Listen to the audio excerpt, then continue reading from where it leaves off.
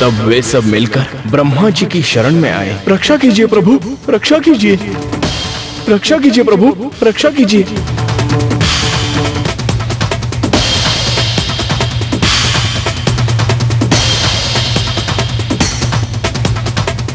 हे देवताओं, आप सब क्यों परेशान हैं? अपनी परेशानी का कारण बताइए। हे प्रभु, कारण तो हमें नहीं पता, किंतु चारों ओर से जलती हुई ये अपूर्व अग्नि आपके द्वारा बना इस संसार का विनाश कर देगी। कृपा करके आप इस शमन का उपाय करें।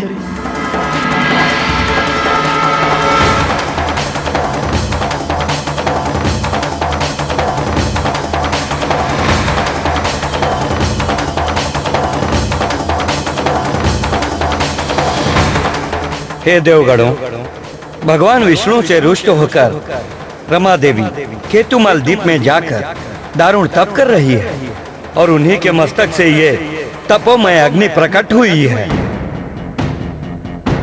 यदि उन्होंने अपना तप नहीं छोड़ा तो समस्त लोग इस अग्नि में जलकर भस्म हो जाएंगे।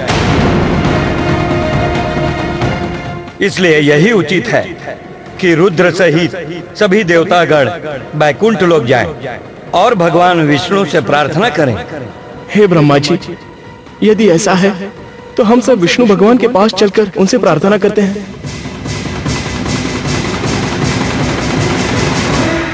चलिए। तब ब्रह्मा, शिव सहित सभी देवता विष्णु भगवान के पास वैकुंठ लोक में आते हैं। हे नाथ, देवी लक्ष्मी की उग्र तप से हमारी रक्षा कीजिए। उनकी तपोमय अग्नि से सारा संसार जल रहा है। किसी भी तरह से उन्हें मनाइए और सारे संसार की रक्षा कीजिए। हे देवगणों, आप चिंता न करें, मैं उन्हें रोकने के लिए अवश्य ही कोई उपाय करूंगा। आप सब निश्चिंत होकर जाएं।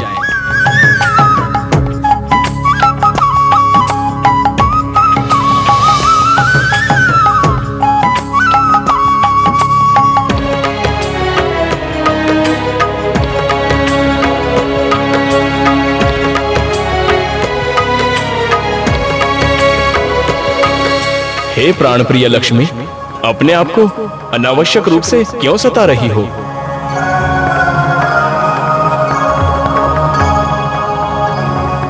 आपके तप रूपी परिश्रम का फल व्यर्थ है, इसलिए शांत हो जाओ।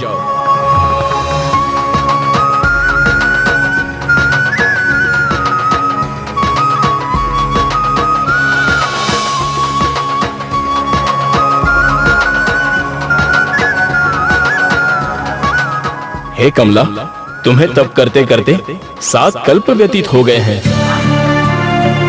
तुम्हारा कोमल शरीर इस कठोर तप से मुरझा गया है। अब संसार को दुख देने वाले इस कठोर तप से तुम उठो, मैं तुम पर प्रसन्न हूँ। हे नाथ, मेरे हृदय में अभी भी वही अग्नि प्रज्वलित हो रही है। कृपया ये बताकर मेरी विरागनी को शांत कीजिए कि आप किसका ध्यान कर रहे हैं? हे कमले, तुमने जो पूछा है वो साक्षात जिह्वा से करोड़ों कल्पों में भी अवर्णनीय है। फिर भी तुम्हारे तप के कारण प्रकारांतर से कहूंगा।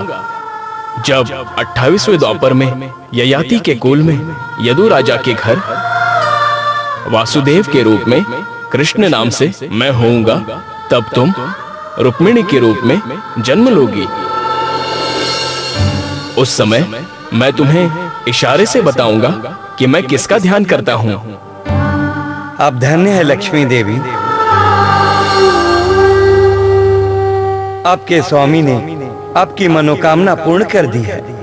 अब आप विरह छोड़िए और अपने धाम वापस चलिए। हाँ देवी, आपकी इच्छा पूर्ण हुई है। अब आप प्रसन्न हो जाएं और दुख छोड़ दें। ययाति कूल जातस्य यदुराजस्य वेश्मनि वासुदेवो भविष्यामि नाम्ना कृष्णेति विश्रुतः। इस प्रकार लक्ष्मी जी ने 7 कल्पांत तक कठोर तप किया, फिर भी वे ब्रह्म ज्ञान का एक शब्द भी नहीं सुन पाईं। जब कृष्ण जी रुक्मिणी का हरण करते हैं और माधवपुर में उनका विवाह हो रहा था, तब कुलीन स्त्रियां मंगल गीत के रूप में ब्रजलीला का गायन करने लगीं। इसे सुनकर कृष्ण जी की आंखों से आंसू आने लगे। वे मूर्छित हो गए। इस प्रकार रुक्मिणी जी को इशारे से बताया कि वे बेहद मंडल का ध्यान करते हैं, जहां आज भी ब्रज एवं रास लीला अखंड है। और अब इस 28वें कलयुग में तो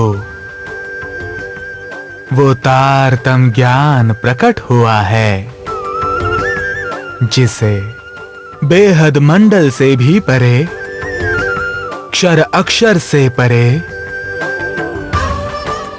उत्तम पुरुष अक्षरातीत पार ब्रह्म की पहचान होती है। अपने आत्म स्वरूप की पहचान होती है। इसलिए इस समय प्रत्येक मनुष्य का कर्तव्य है कि वे तारतम ज्ञान के द्वारा पार ब्रह्म के किशोर युगल स्वरूप की तथा अपने आत्म स्वरूप की पहचान करें। इसी में सबका कल्याण निहित है। सूरज सिंह ने सत्य ही कहा था। निश्चित रूप से इनके अंदर परब्रह्म की शक्ति विराजमान है और ये ही विजयाभिनंद निष्कलंक बुद्ध हैं, जिनकी प्रतीक्षा काका छत्रसाल जी 12 वर्षों से कर रहे हैं।